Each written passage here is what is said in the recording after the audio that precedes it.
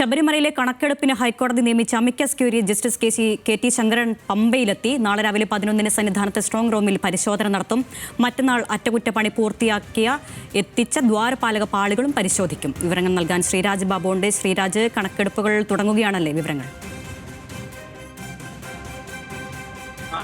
അങ്ങനെ തന്നെയാണ്. 8:30യോടുകൂടി ഹൈക്കോടതി നിയമിച്ച amicus curiae justice K T. Sankaran പമ്പയിലെത്തി. ശേഷം അദ്ദേഹം ഇന്ന് പമ്പയിൽ വിശ്രമിച്ച ശേഷം നാളെ രാവിലെ മല കയറും. ഈ പറയുന്ന ആരോപണങ്ങൾക്കും വിവാദങ്ങൾക്കുമെല്ലാം ഒരു പരിഹാരം അല്ലെങ്കിൽ അതിന്റെ എല്ലാം നിജസ്ഥിതി വെളിവാകുന്ന തരത്തിൽ ഒരു പരിശോധന സ്വാഭാവികമായും ഹൈക്കോടതി നിയമിച്ച അമിക്കസ് ക്യൂറിയുടെ ഭാഗത്തു നിന്നും ഉണ്ടാവും. അത്തരത്തിലുള്ള വിശദമായ പരിശോധനകൾ നാളെയും മറ്റന്നാളുമായി നടക്കും. 2 ദിവസത്തിനുള്ളിൽ തന്നെ ഈ പരിശോധനകൾ പൂർത്തിയാക്കാനാണ് നിലവിൽ ആലോചനയുള്ളത്.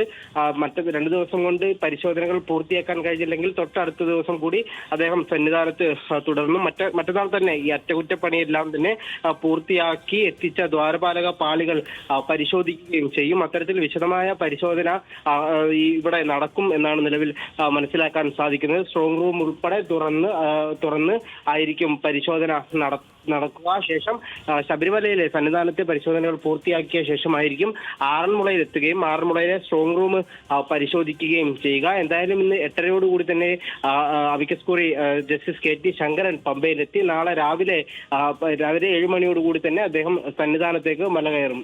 അരുണ്യ, സന്നിധാനത്തെ വസ്തുവകകളുടെ കണക്കെടുപ്പ് ആരംഭിച്ചിരിക്കുകയാണ്. വിവരങ്ങൾ നൽകിയത് ശ്രീരാജ് ബാബുവാണ്, പത്തനംതിട്ടയിൽ നിന്ന്.